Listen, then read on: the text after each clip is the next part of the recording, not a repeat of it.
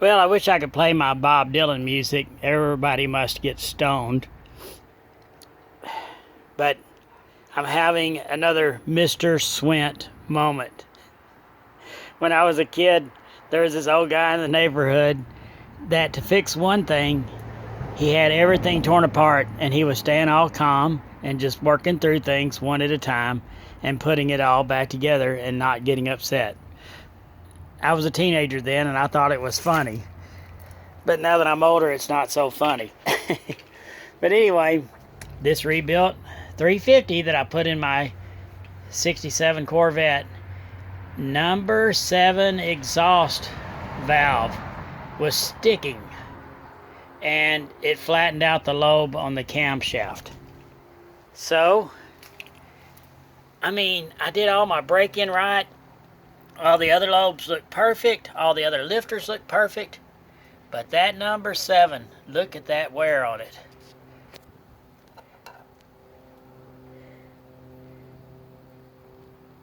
And I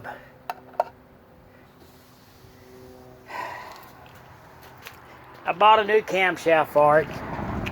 Once I got my carburetor working better, you know, in the last video, it sounded like this thing had a lobe to it, but it was actually just a messed up carburetor. So once I adjusted the carburetor and started timing it a little better, it sounded just as smooth as a stock grandma station wagon. So I kind of wanted a better cam anyway, but I didn't want to have to replace it right away. So I bought this thing. It's got 110 degrees of separation, which is what gives you lobe separation. That's what gives you your lobe. 110 or lower, the lower it is, the more it lopes. 111 to about 115 is stock. Well, 115 would be. But anyway, I bought that cam and lifters, and I was going to put it in, and you know, I needed to investigate, well, why did it go flat? I did the break-in right. I'm running high zinc oil, everything. So I checked these cylinder heads, which are kind of sorry heads. Anyway, they're not really recommended for a high-performance engine. And like I said, number 7 valve was either it had a very, very hard spring or it was sticking. And I felt like it would flatten my new cam out just as fast. Well, remember the $50 engine that I bought for the 63 Chevrolet? It had rebuilt 601 casting heads. See how small the combustion chamber is? Look at the metal between these two versus these. These will be higher compression cylinder heads. And they were freshly rebuilt on that $50 motor. So, and I ran that motor quite a while, so I know they're good heads. And it would give me more performance. So, instead of risking these heads and having basically a low performance cylinder head, I'm going to put my 601 castings back on and put that better camshaft. Crazy to have to do this kind of work, you know, but when I bought this motor, I got a decent deal on it, but it was kind of a buyer beware because it had been sitting for, again, about 2 years. Somebody had it built and didn't pick it up. And so there really isn't a warranty on it.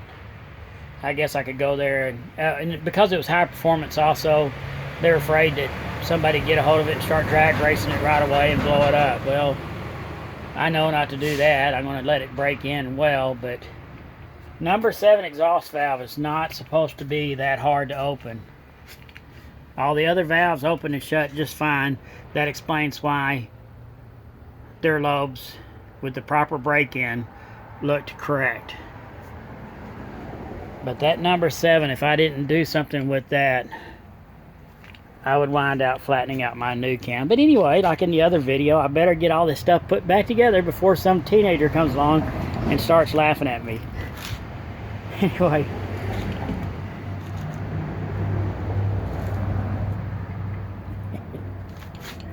You know, another thing that's crazy, I wanted to mention, when I first realized that this thing was probably going flat, I got really kind of depressed about it. And But then later when I went to work and started thinking about how, well, I wanted a cam with a little bit more lope to it anyway, I started getting excited. You know, when I was young, me and some of my buddies would change out a camshaft just because on the weekend. But now that I'm older, I was really dreading it. But then when I started thinking about the options and what I could do with this, I kind of got excited about it. This isn't exactly the way I wanted it to go, but I'm making the most of it, and I'm kind of excited about it. I came home that day from work, and I couldn't even sleep after getting excited about what I could do to this engine. And, you know, this was a complete car running and driving, and in 1 hour time, I had the camshaft out on the ground. And, you know, when I was younger, I couldn't do that. I didn't have the tools. That little DeWalt drill thing there really helps out a lot, impacting these bolts out and speeding things up. So it was something I really dreaded, and then an hour or two later, I was looking forward to it. And believe it or not, now that I'm into it, I'm having fun with it. What the heck? Thanks for watching.